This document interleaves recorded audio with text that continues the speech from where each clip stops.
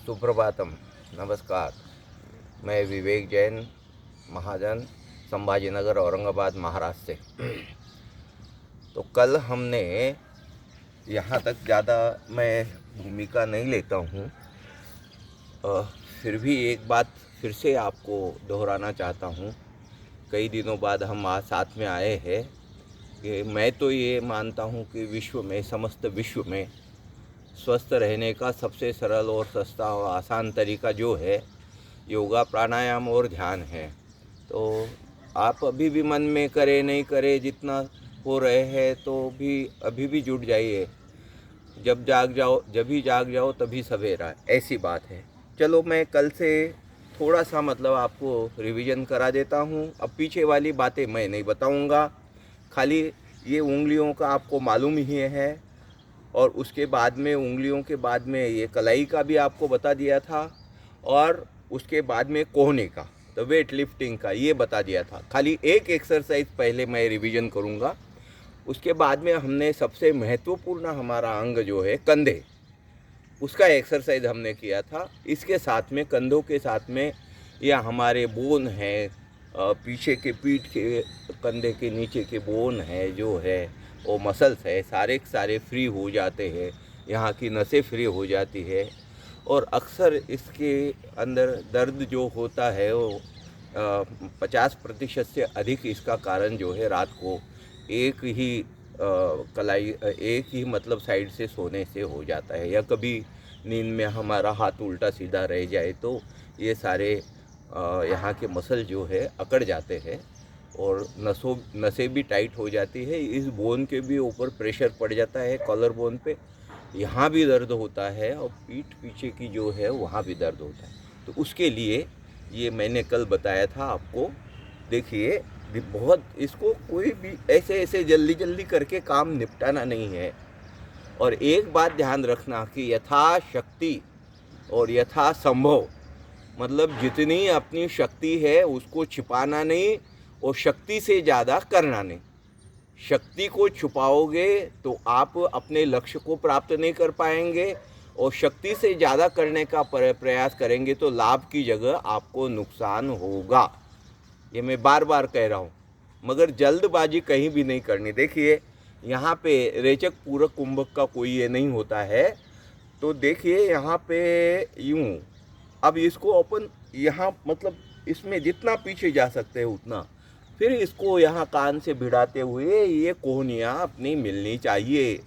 इसको ऐसे 5 बार करना है, और फिर एंटी क्लॉकवाइज इसको बराबर हम 5 बार करेंगे। देखिए देखिए, ये पोजीशन जो है हमारी, सारे गर्दन की, पीठ के पीछे की मसल जो है, वो पुट्ठे जिसे कहते हैं, हमारे कंधे के नीचे का हिस्सा जो है वो, और हमारे कॉलर बोन, इन सब को फ्री करती है।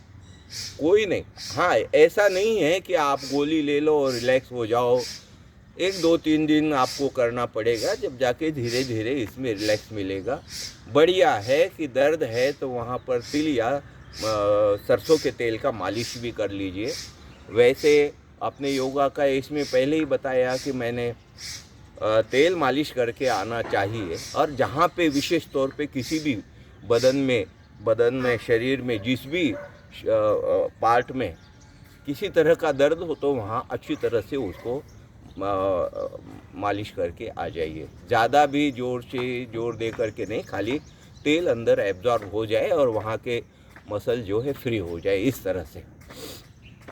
चलो आगे, बहुत महत्वपूर्ण हमारा हिस्सा जो है वो गर्दन है। बहुत महत्वपूर्ण, मैं इसलिए कह रहा हूँ कि हमारे दिमाग का जो है, जिसको हम मस्तिष्क कहते हैं, ब्रेन कहते हैं अंग्रेजी में, उसका, और रीढ़ की हड्डी के साथ में वो तंत्रिका तंत्र, जो संवेदनाएं हमारी मस्तिष्क तक पहुंचती है, तो वो सारे नसों का जाल हमारे गर्दन से होकर के पूरे शरीर में चला जाता है, और जिसके माध्यम से कहीं भी शरीर में हमको कोई पीड़ा हो जाती है या कोई किसी तरह की बात हो जाती है, तो उसका समाचार जो है मस्तिष्क तक हमारे पहुंचने के लिए वो तंत्रिका तंत्र काम करता है। और वो सारे के सारे, और फिर बाद में हम उसका मतलब रिप्लाई करते हैं, मस्तिष्क उसको मतलब हम उसका उपाय करते हैं। तो ये बहुत, हम बोलने में देर लग रहा है मगर ये जल्दी जल्दी होता है वहाँ पे। तो इसीलिए बहुत सावधानी से करने का एक्सरसाइज है। जैसे कई लोगों को गर्दन का दर्द भी हो जाता है। गर्दन का दर्द भी अक्सर सोने में एक ही साइड में गर्दन रख करके हम सो जाते हैं। बहुत परिश्रम, बहुत थकने के बाद में हम करवट लेना भूल जाते हैं। तो ये कंधों का दर्द, यहाँ गर्दन का दर्द जो है उससे ही हो जाता है। या कभी कभी ज़्यादा मेहनत करने वाले जो है गर्दन के ऊपर ज़्यादा भार ले ले, मस्तक के ऊपर ज़्यादा भार ले ले, वज़न ले ले, तब भी मतलब हमारे गर्दन का दर्द होता है। मगर इस एक्सरसाइज में, इस मतलब इसमें आपको किसी तरह की जल्दबाजी करने की ज़रूरत नहीं है। नहीं तो ये नसें है ना, इसमें कहीं कोई पीड़ा हो जाए तो बहुत भारी नुकसान आपको हो सकता है। तो इसलिए बहुत ही सावधानी से, बहुत धीरे धीरे मतलब इसको करना है। पहले देखिए, और ये सारी की सारी गर्दन की जकड़ को, जैसे गर्दन के पेन को रिलैक्स करता है ये एक्सरसाइज, उसको देख लीजिए।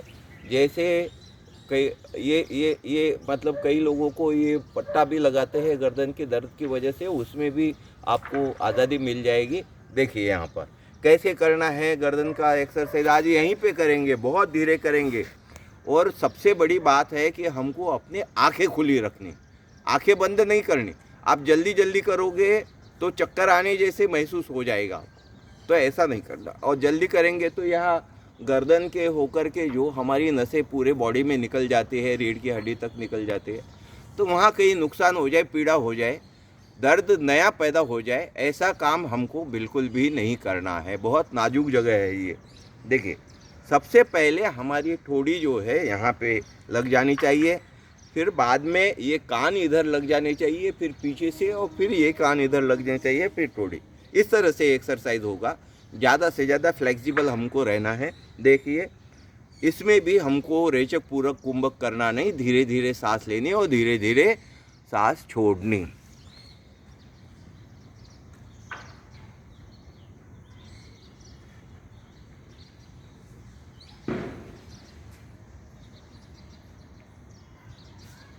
One,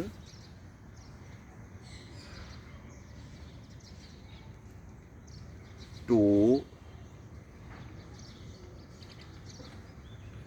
three, four, five. Anti clockwise 5 बार करेंगे।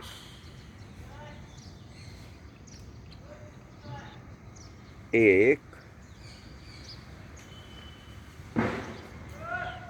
दो,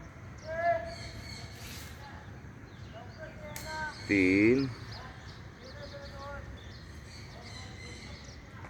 चार, 5। ये गर्दन का एक्सरसाइज हो गया। बहुत ही सावधानी के साथ में करना, इसके कई फ़ायदे हैं। किसी तरह का गर्दन का दर्द हो या गर्दन के नीचे यहाँ उसके आसपास की मांसपेशियाँ, वहाँ किसी का मसल पेन हो, ये सारे पेन को रिलैक्स करने वाला ये व्यायाम है। बहुत सुंदर है। मगर किसी तरह से कोई भी एक्सरसाइज में आपको जल्दीबाजी नहीं करना, इसमें तो करना ही नहीं करना, नहीं तो आपको लाभ की जगह नुकसान हो सकता है। चलो, करते रहिए, हर रोज़ योगा करो, स्वस्थ रहो, मस्त रहो। नमस्कार, कल और मिलेंगे। धन्यवाद।